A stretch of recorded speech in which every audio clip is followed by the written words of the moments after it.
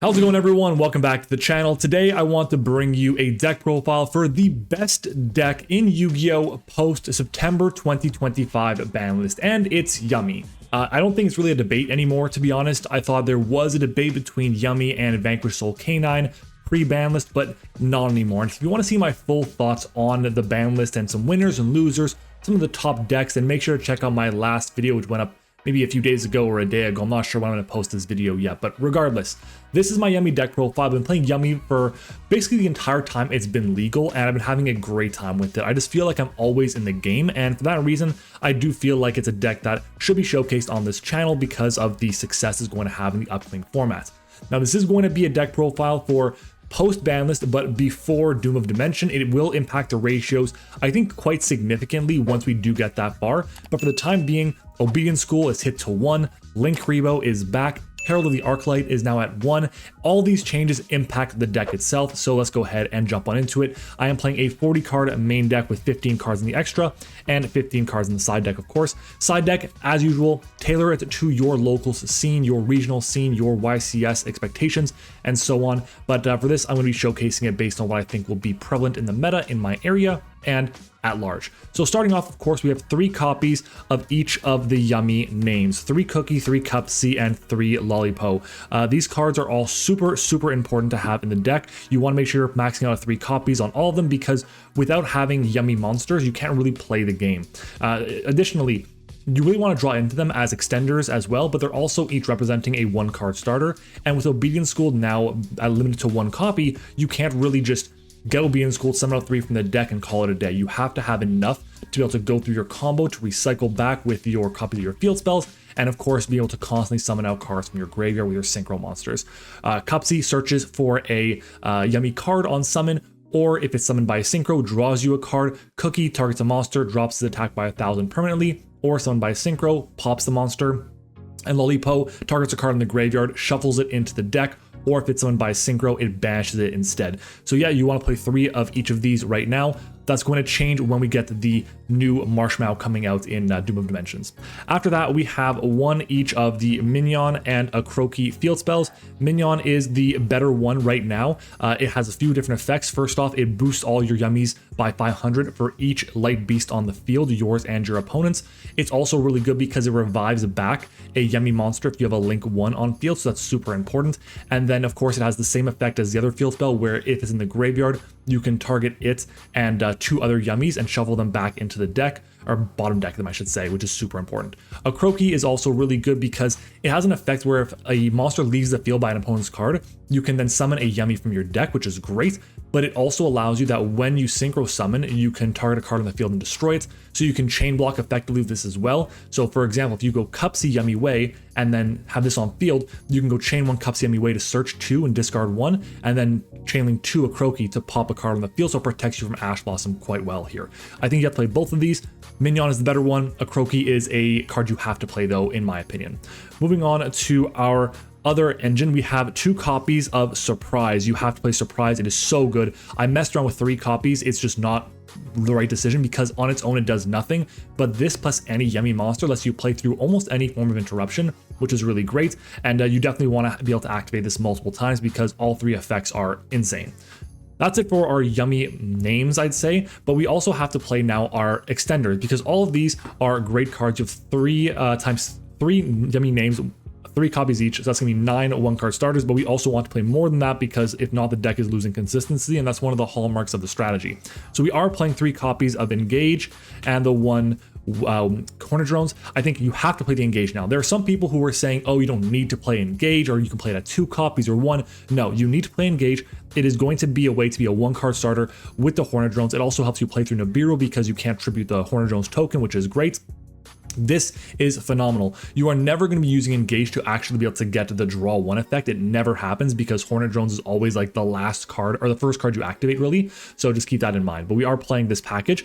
We're also playing the 1 Obedience School, newly limited, as well as the Pot of Prosperity, also limited. Both these cards are technically combo. Obedience School is phenomenal. Yes, it locks you into beasts, and that does kind of hurt because of some extra deck choices here, but it actually is the best card on the deck, and there's a reason it's limited to 1 copy. And Pot of Prosperity helps you get to Obedience Schooled or a missing combo piece, for example, Or what is usually going to be happening, because this deck is so consistent, is that you have access to a ton of different plays, and then you can just go end of your turn, you go Pot of Prosperity, get a different hand trap that's super valuable. So yeah, we are playing both of these. And then of course we are playing the 1 copy of Called by the Grave to be able to interrupt. Usually it's there for Charmies, Ash Blossoms, opposing Yummy cards that might be really annoying, and so on. There's just a lot of really good tools for Called by the Grave. And then our hand trap lineup, we're playing a lot of them. This I believe was 20 cards in the main deck so far that I think are pretty much mandatory to play. Called by is non-engine. I think you can put it to the side if you really want to, but regardless.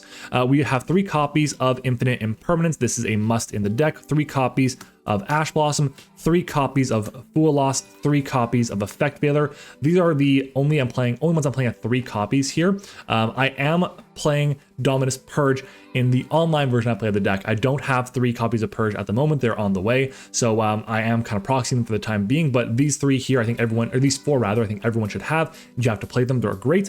Additionally, I'm playing 2 copies of Ghost Ogre still, 2 copies of Ghost Bell, and I am playing a Triple Tactic Talents in the main deck too.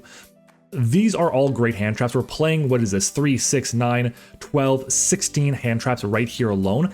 These are all great. They all have a lot of application in the format. Ghost Bell is great against opposing Yummy decks that are going to be using like the Synchro Monsters effect to tag out. So you can just shut that down and really stop their advantage. Ghost Ogre is great against the field spells for Yummy. It's great against Ripper in case they have to use their effect to negate something earlier on.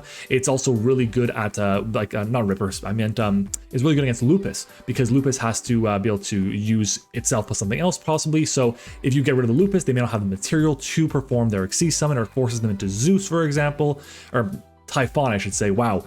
In general, I think these are great cards here. They get a bit worse, specifically Ogre, now that Vanquish Soul is not as good, but still a good card nonetheless. And then, of course, I have 3 copies of the Dominus Purge here. If you don't have Purge, like I currently don't, you can replace them, and I'm replacing them right now with 1 Perulia and 2 copies of DD Crow as options. But again, these are just going to be copies of Dominus Purge, which is the main card you want to be playing. And that's going to be 20 non-engine here with the 1 copy of Call By, so it's really 21 non-engine. Then yeah, I think it's the right ratios here. You definitely want to be aggressive with your hand traps. You can technically play a more board breaker heavy approach to this deck. I don't think it's the right decision. I think there's just too many great going first strategies, and you really want to interrupt them before they get their full engine online. After that, we have our extra deck, which is going to be the 3 copies of Yummy Snatchy, Heart and Soul of the deck. This card is tremendous. On summon, it lets you place a field spell from your deck or hand, which is great. Additionally, by paying 100 life points, you can quick synchro, and that's important because you have to remember where your life points are at. I've seen people forget to pay the 100, and it does come up. You have to remember to pay the 100 life points here. It's also good during it can use that effect during your main phase or your opponent's main phase or battle phase. So again, super important. You want to max out the 3 copies. Some lines go through all 3 copies pretty quickly. Then we have our 1 copy of Kagari, our 1 Almirage, our 1 newly unbanned Link Rebo to round off our Link 1s. Kagari is there for the Hornet Drones token, and it represents full combo. Almirage is tremendous because it takes a hand trap that's in your hand that's maybe useless. Maybe going first you draw Fualos or Perulia or whatever the case might be. You normal summon that, link off into Almirage, then you can just special summon out your copies of your Link 1, so that's really critical. And then we have, of course, Link Karibo, which is the newly unbanned card. This is tremendous in this deck for multiple reasons. Number 1, because it's a Link 1, it essentially always acts as a tuner monster, which is really good. So if you're lacking tuners, you can always use Link Karibo to be able to then tribute a level 1 monster to summon it out from the graveyard and then be able to use it as a tuner right away. But more importantly than that is its other effect to be able to basically blank an attack, which is super important, especially when you're playing Herald, because a lot of the time people would go summon out a guy, go into battle phase, attack over the Herald, and you can just go tribute a Link, tribute a level 1, summon out Link Rebo, negate that attack basically, stop it from happening, and then you're going to be able to just continue having your negate online and your opponent loses their battle phase. So super critical there. That's it for our Link 1s. Our Link 2s, we have 3 of them. We have Onari, which is incredible. This card is so good. It's a light beast, which is great. It allows you to recycle a quick play spell, which is great for surprise. It also has effects when it's popped as well. It's just a phenomenal card. We then have the 1 SP Little Knight.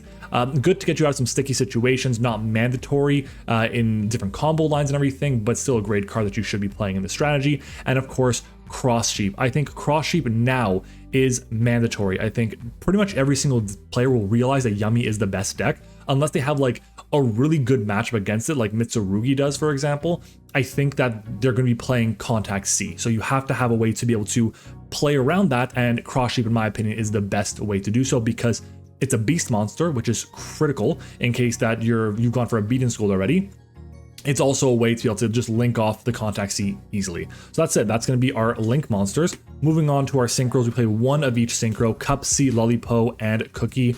Cup C on summon is a search 2, or on synchro summon is a search 2, discard 1. Lollipo on summon is a revive back 2 exactly from the graveyard, and their effects are negated. And Cookie on summon is a Book of Moon for 2 monsters, for up to 2 monsters, which is important. And they all share the effect where they can just tag out, where they can return themselves to the extra deck for cost, so they can dodge infinite impermanence and effect failure, and be able to summon out up to 2 different yummies from your graveyard. So very important here. You can summon out your guys and be able to just extend with Lollipo, get big damage in with the field spell up, and also of course be able to dodge interruption and just keep on interrupting the opponents.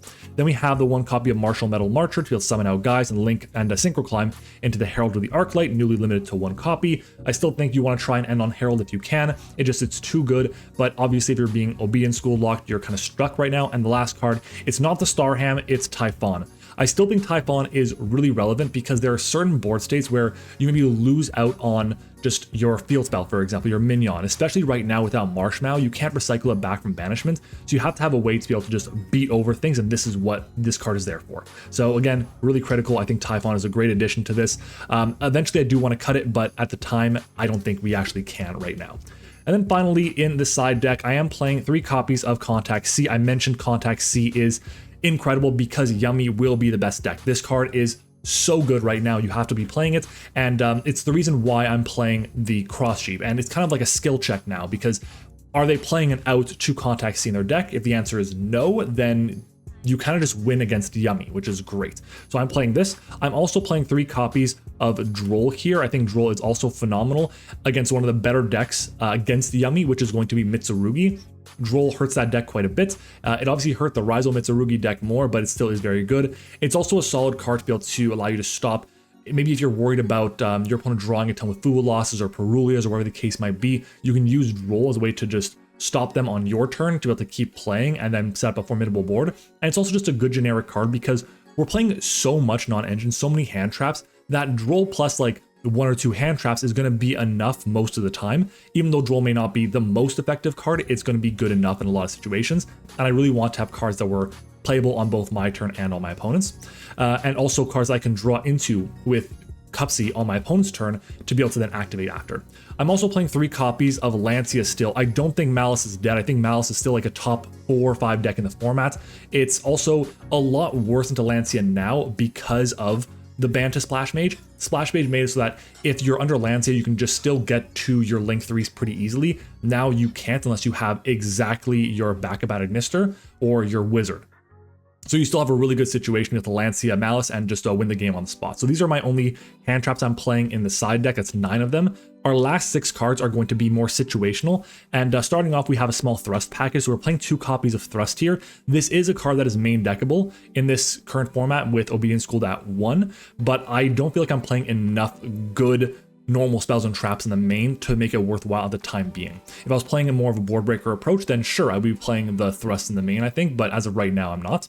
I'm also playing the 1 copy of Feather Duster. I think this is really good against pretty much every single deck that is relying on back row, and pretty much everything does because of the value that all the layer disruption the back row provides. So Duster is there for that reason. I'm playing the 1 D Barrier as my going first Thrust target here, and then you guys are going to hate me, but I think you have to play these cards in Yummy right now. I'm playing the 1 copy of Gozen Match and the 1 copy of Rivalry of Warlords.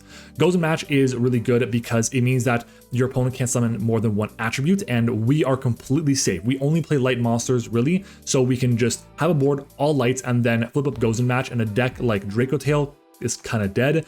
We can play against a deck like K9, and they struggle a lot under that too. It's obviously not great against Mitsurugi, which is a little unfortunate, but it's still not the end of the world because we have D Barrier for that. We have all these great non-engine cards for it. It's not great against Malice, but again, we have Lancia targeted for that as well. So it's a great card going first, unless in the event that it's not, we have dedicated hand traps for those. And then finally, Rivalry. Rivalry is great because you can only control one type, and we only control beasts, so we're obviously fine there. And there are certain decks that really play a multiple different types, so Rivalry can be very critical there as well. And that's it. That's going to be the 15 cards in the extra deck. You don't have to play these two here, but I find that with Judgment limited to 1 copy now, I don't find it worth to play like a very limited Solemn Brigade. I'd rather play cards that are just a bit more impactful. I think these two are. The only thing that sucks about this is people might be having their own copies of Duster or Lightning Storm, and then these are kind of dead, but at least it forces them to go for back row and not for monsters, which is what Yummy really struggles with. So that is something to keep in mind as well. But yeah, that's going to be my my deck list for Yummy for this coming format. I honestly believe that Yummy is the best deck right now. I think it's not even really that close. If I had to make an argument for like a second best deck, I think playing Dracotail is probably there with the K9 cards, because the K9 cards are still so powerful against so many different strategies, but also because Dracotail has just a good inherent matchup against Yummy in general. But that's it. That's my deck profile. If you guys enjoyed it, let me know down in the comments below. Leave a like on the video as well. Subscribe to the channel if you haven't already. And of course, I just want to say one last thing. If you guys want to see combos for this, I know it's Yummy. It's very straightforward, but there are new lines with Linkuriboh. Let me know down in the comments below. I'll post a quick video with that. And other than that, I am going to be bringing you a few other deck profiles. Memento K9 is a deck I want to bring you guys. I want to bring you an updated Snake Eyes list. I cannot wait to be able to get Fire King, because when Doom of Dimension comes out and we get the new Dominus card, I think that just fits in beautifully with Fire King as well. So thanks for watching, guys. Hope you enjoyed it, and I'll see you all next time.